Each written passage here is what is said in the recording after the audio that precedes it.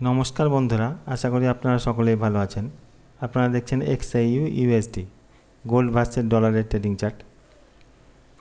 এই সপ্তাহ আরম্ভ হচ্ছে 26-30 মে।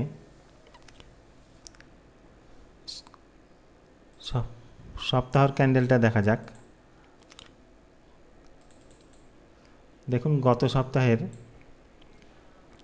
যে রেড ক্যান্ডেলটা ছিল সেই রেড ক্যান্ডেলটাকে কিন্তু ওভারকাম করেছে, মানে উপরে ক্লোজ দিয়েছে। আমার মনে হচ্ছে এই সপ্তাহে 3500 যে লেভেলটা আছে 3500কে ক্রস করবে। আর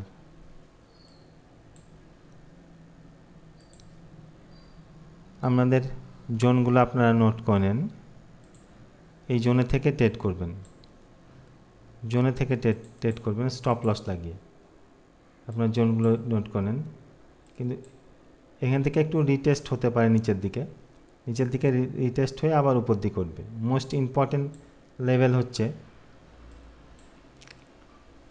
এই যে 3290-93, এই জোনটা হচ্ছে মোস্ট ইম্পর্টেন্ট জোন। এই জোনটাকে যদি ব্রেক করে যায় তাহলে এই টেস্টে আমরা সেল দেখব। তাছাড়া এই টেস্টে আমরা বাই দেখব সবসময়। আর কোনটা কোন জোন আমি সবগুলো লিখে দিয়েছি দেখুন। আপনারা জোনে থেকে স্টপ লস লাগিয়ে ট্রেড করবেন। 3326, 3323 এই জোনটা ইম্পর্টেন্ট জোন। 3336, 38 এই জোনটা ইম্পর্টেন্ট। এখান থেকে রিজেকশানটা দেখে আমরা স্টপ লস লাগিয়ে বাই নেওয়ার চেষ্টা করবেন। আর মার্কেট যে পজিশানে আছে আমার মনে হচ্ছে একটু নিচে নামবে। মার্কেট দেখে মনে হচ্ছে যে একটু নিচে নামবে, রিটেস্ট করবে, দিয়ে আবার উপরে উঠবে। আর এই জোনটা হচ্ছে 90-93, এই জোনটাও ইম্পর্টেন্ট জোন। এই জোনটা থেকে আপনারা যদি নিচে ক্লোজ করে, H4 ক্যান্ডেল যদি নিচে ক্লোজ করে তাহলে আমরা রিটেস্টের সেল দেখব। তখনই আমরা রিটেস্টের সেল দেখব। তাছাড়া সবসময় বাই দেখার চেষ্টা করব। আমার মনে হচ্ছে এই সপ্তাহে 3500 লেভেলকে ক্রস করবে।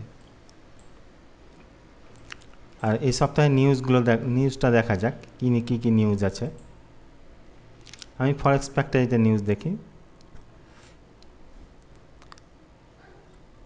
দেখুন, সোমবার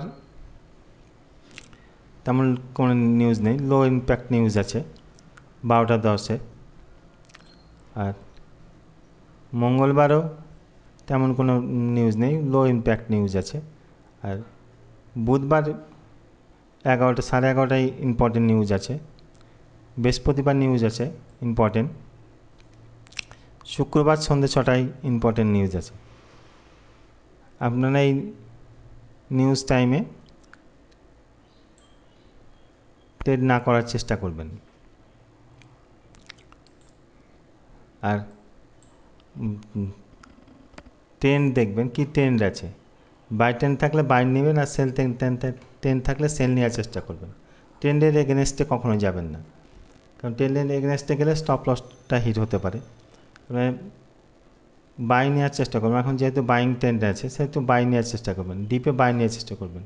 আর আমি জোনগুলো সব লিখে দিয়েছি দেখুন। এই জোনে থেকেই ট্রেড করবেন, জোনের বাইরে ট্রেড করবেন না। ফাঁকা জায়গাতে কোনো সময় ট্রেড করবেন না, জোনের থেকে ট্রেড করবেন। এই যে সব ফাঁকা জায়গাতে আপনি ট্রেড করবেন না, জোনে থেকে স্টপ লস লাগিয়ে ট্রেড করবেন, তাই প্রফিটেবল হবেন। গতদিন যে জোনগুলো দিয়েছিলাম সেগুলো দেখবেন প্রত্যেকটা জোন কাজ করেছে, প্রত্যেক জোনই প্রফিট দিয়েছে। ঠিক আছে, ধন্যবাদ।